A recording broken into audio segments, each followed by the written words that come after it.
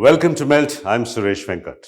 Today, we're taking a closer look at the commercial vehicles industry in India with one of its leading players, Tata Motors. The company has been working actively to reinvent how the category is marketed with a focus on slice of life advertising, influencer marketing, and on ground activations. To know more, we are in conversation with Shubhranshu Singh, Vice President Marketing for the commercial vehicle business at Tata Motors. How does this marketing strategy drive sales? Find out as we get ready to melt with Shubhranshu Singh. Shubhranshu, let's begin with attempting to understand your customer. Who is your customer? Well, our customer is anybody who's engaged, I would say, in the process of nation building. And I'm not being grand about this. Fact of the matter is that every part of the economy relies on commercial vehicles for making it happen. All our customers are business people, whether it's a first-time user who's a driver entrepreneur, going right up to massive corporations who are logistics service providers, truckers, and in the business of mobility. But without exception, there are people who are trying to run a business, there are people who rely on our products, and across sectors and applications are making value, delivering value and making growth happen. So our customer is an entrepreneur, no matter what name you give him. We're going to dive into this question a little more in a little while. Sure. But let me ask you a follow-up question. Shubhranshu, you've worked in the B2C marketing business. Is this a completely B2B business where you're selling to a completely different kind of customer? No, it isn't. As a matter of fact, I was also under the impression as I joined this business, but I realized that it's a very rich customer base in terms of the types that you encounter. And I would say all three modalities are active. Business to business, when it comes to selling to key accounts and large corporations. Business to consumer, when it comes to selling mini trucks or pickups or vans. These are essentially small entrepreneurs who are buying it more or less exactly the same way as people make choices for a two-wheeler or a passenger vehicle. And business to consumer, when it comes to fleet owners, state road transport corporations, corporate buyers, etc., where there is eventually a consumer involved as well. Say a bus. You sell a bus to a state road transport corporation, but 50, 60, 80 people may be sitting in the bus. So I think B2B, B2C, and B2B2C, all types of customers are encountered. And even if, say for a moment, we presume that it's a B2B business, where my job is concerned, it does not make much of a difference because some of the most powerful corporations in the world, you take a SAP, an IBM, an Intel, a Microsoft, a Boeing, they are purposefully B2B, but in the eventual sense, there's a very strong B2C connect as well. And these are some of the most precious and valuable brands in the world. So I think we should not create those compartments in the mind. And even if it was a B2B brand, what the customer is looking for is reliability, something to hang their hat on in terms of decision making, the promise that the brand will pay through, and assurance, reliability, mark of quality. So I think in the larger scheme of things, it's exactly the same. Now let's talk about your latest campaign, Desh Ke Trucks. Is it aimed at fleet owners, drivers, small business people? It seems to be aimed at multiple people. And you've used characters from the extremely popular web series Panchayat in your.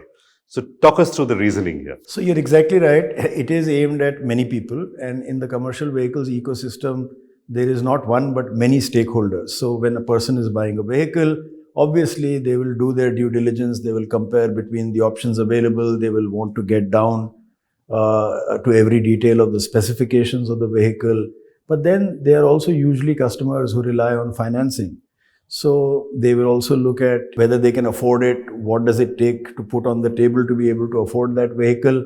They will then look at the larger ecosystem. Am I going to get service on time? Are spare parts available? What is the end of life or residual value of this vehicle? What are the people on the road saying about this vehicle? Why does my peer group prefer or not prefer it? So it addresses many, many stakeholders. So far as Desh Ke Trucks is concerned, we had done a very long, very detailed study to try and gauge where we are with reference to the commonly held perceptions, associations, and try and understand our positioning as it exists. And we discovered that Tata Motors is proudly Tata first. And Tata, the brand, stands for nation building, excellence, and pioneering. And whenever somebody is buying a vehicle, they will always say, for instance, in Hindi, Tata की गाड़ी खरीदी है. And so Tata Motors is very much a part of the promise that Tata comes to deliver.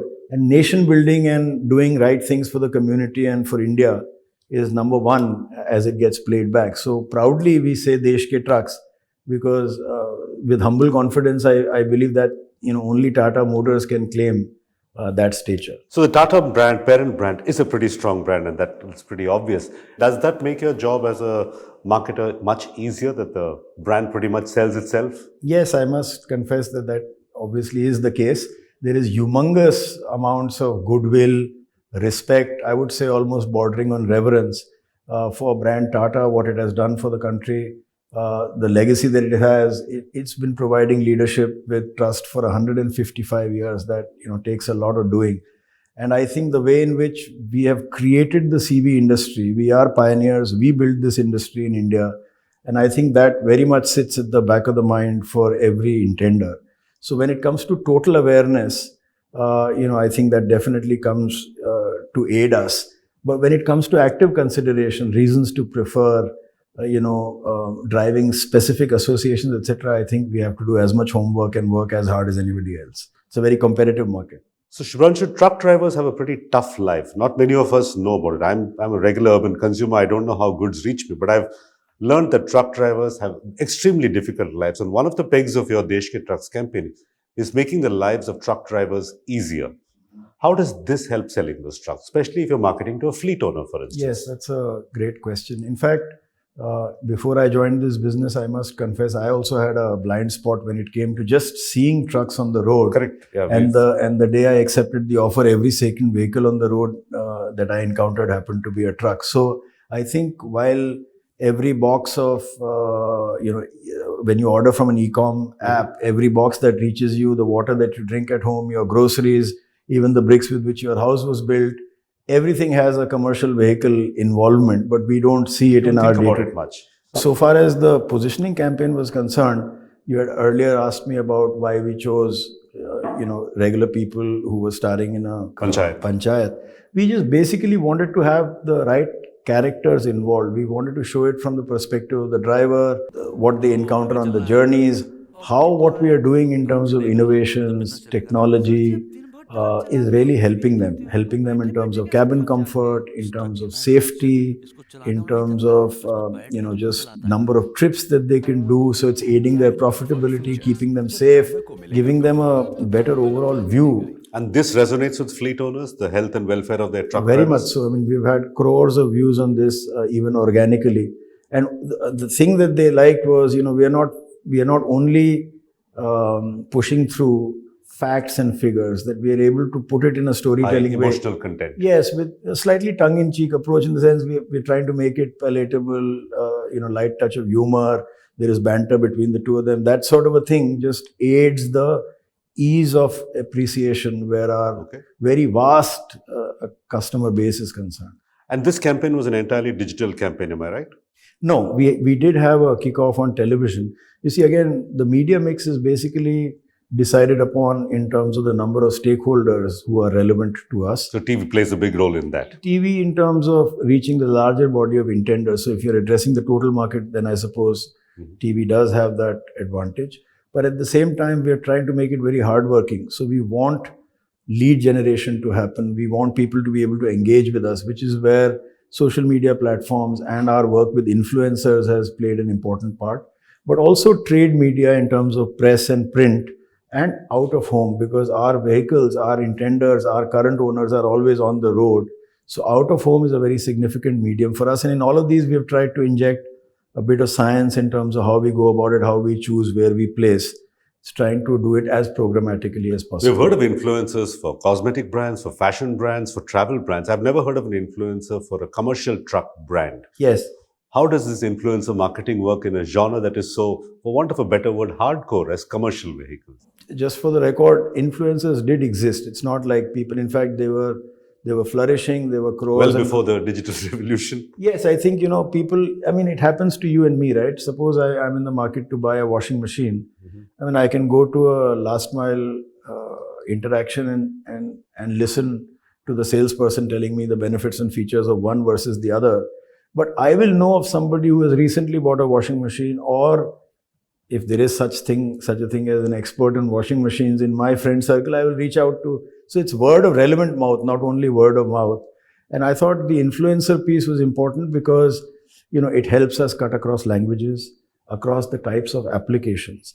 On a truck body, you may be transporting e-com, boxes. You may be transporting poultry and eggs. You may be transporting building materials. So obviously the usage requirements are very different. And so when they see somebody who they can relate to, who's doing the same thing, who's able to give them an objective assessment, they see it as more credible than advertising.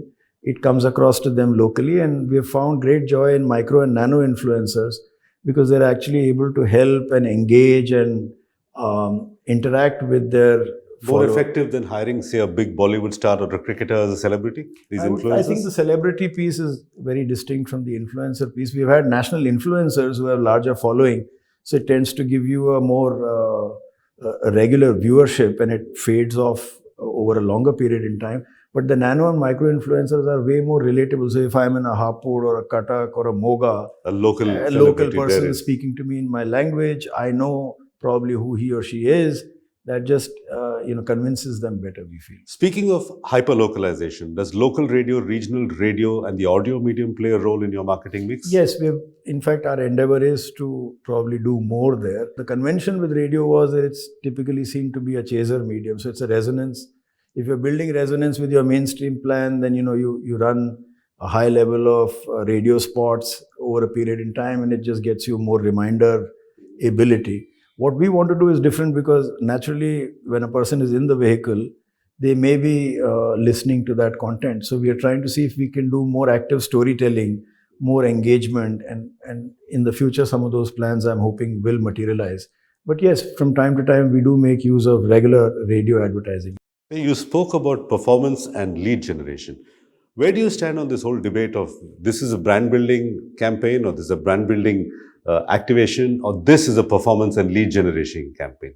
Where do you stand on that differentiation? Yeah, I think that anybody who's actively saying, look, I delivered on the brand, but my performance is patchy, is actually trying to find an excuse. I mean, I'm very confident about the plans that we run actively have to deliver its money's worth. Sales and leads. Yeah, so I think there is no escaping that.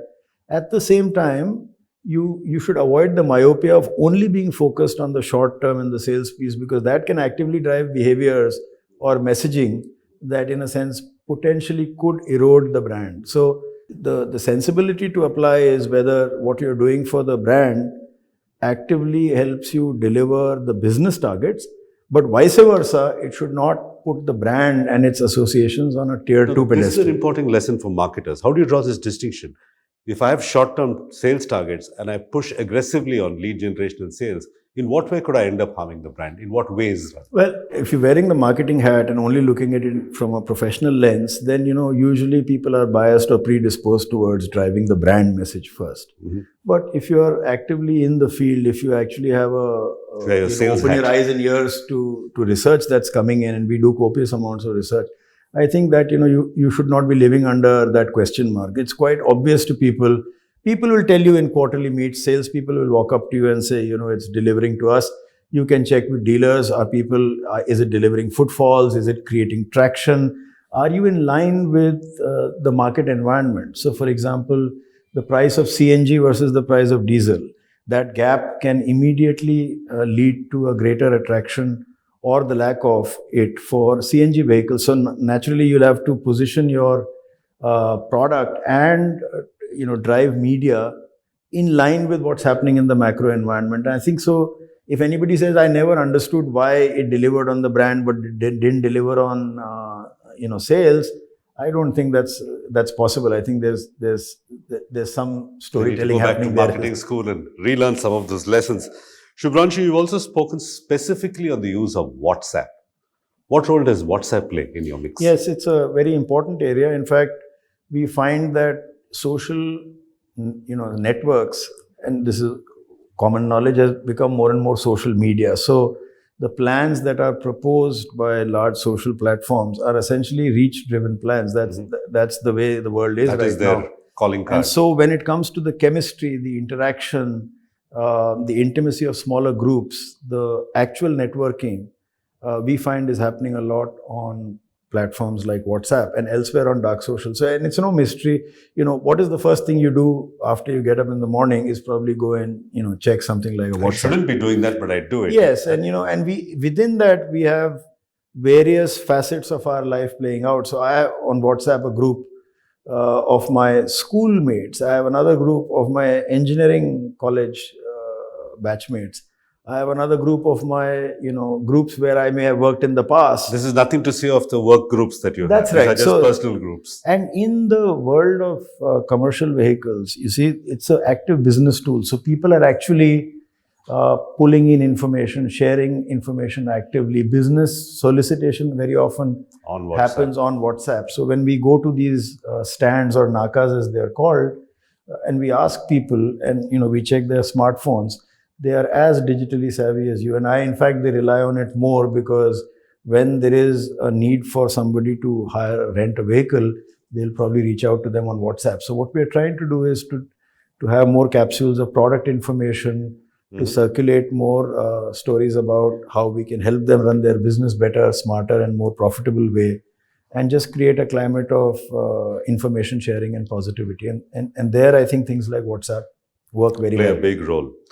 Shubhranshu, let's talk about languages. And by languages, I'm not talking about the false belief that's either Hindi versus non-Hindi in India. I've heard that, for instance, in UP, there are about 15 dialects of languages or Hindis that are there just within UP. And I imagine it's similar for every state in India. Language changes every 100 kilometers. And yet you have the challenge of marketing in one or two languages. You can't really market in hundreds of languages. How do you resolve this conundrum? Marketing in one language and your customers may speak a hyper-local dialect of that very language or an entire language entirely. We have tried to cater to all language groups. In my tenure here, we've been going out on average to 7 and up to 11 languages for the same campaign, for the same set of digital creatives. I think in today's world, finding the resources to create language content is not the difficult thing. I think the important question is, are we thinking in only one language or two languages? So this transliteration business has become more accelerated because tools are available. And so things like, what's the right semantic? Are you conveying the same underlying emotion when you're translating? Correct. Those are the important pieces. I think great attention must be paid to them. And by the way, say a Maharashtra and Andhra Pradesh, a Tamil Nadu or a Karnataka is not only about Marathi, Telugu. It's not. Kannada. There are 5 languages in Karnataka. I'm from there. So it's also about, the application. So in North Karnataka, what we sell in the mining belt is very different from what is relevant for Greater Bangalore. Okay. And I would not say that we are confidently down to the level of a dialect, but that's where influencers come in. So if you have somebody from Hubli versus somebody from Mysore, naturally their Kannada will be likewise from Hubli. And like you said, the product mix is also different for a mining belt versus, let's say, an e-commerce heavy. That's right. Sector. So now imagine the hundreds of applications. So a commercial vehicle could be an ambulance, it could be a tourist van, it could be a fire engine, it could be a ready mix concrete mixer, it could be a bus, it could be a tipper, it could be a trailer. These are, if you try to create an advertisement in the conventional 30-second TV ad sense and pull it all up and then push it into a pipe, that would be enormously difficult to do and prohibitively expensive. So I think the language piece is important in terms of what language we communicate in, but is that language rich with context? That's the piece we're trying to solve with influencers in it. Okay, speaking of advertising, you were recently named head of jury at the APAC FE Awards for 2023. So what does this term mean to you, effectiveness? Shouldn't all advertising fundamentally be effective? Well, I believe so. And I think, that's why the FEs, I encountered the FEs as a young marketing manager in Hindustan Lever. And at that time, I think the whole emphasis was on showcasing work and getting kudos for creativity. It was quite a novelty back then, but I think over a period of time, they've done a great job. I've been a part of the jury twice earlier. The year before last also, I was head of jury. It's a wonderfully run process, very meticulous in the way they go about it. Okay, you've been quoted, Shubhranshu, as saying we should not be looking to future-proof, we should be looking to maximize future returns. What's the difference between future-proofing and future returns? I think what I mean by, future proofing is basically trying to be safe. As a brand marketer, it's always easy to take the brief literally and stick to the knitting, be on the well-established, well-trodden path. I think if you're looking at creating value in the future, you should always have some part of your plan, some part of your resource, some part of your budget reserved for experimentation. I think that's probably what I meant. If you can take those bets that won't break the bank, but could probably be very, very rich in terms of the potential return, those moonshots are well worth taking. And is electric truck such a moonshot? No, I think electric truck is a reality here to stay. I think it's a very flourishing ecosystem. Our business is deeply committed to new fuels and electrification. And we've already launched India's first mini truck, which is a huge brand, Ace. It's been around since 2005. We've launched the Ace Electric, and at the first go, we had almost 40,000 orders. Ace is a brand that helped millions of young people find a viable employment and become entrepreneurs.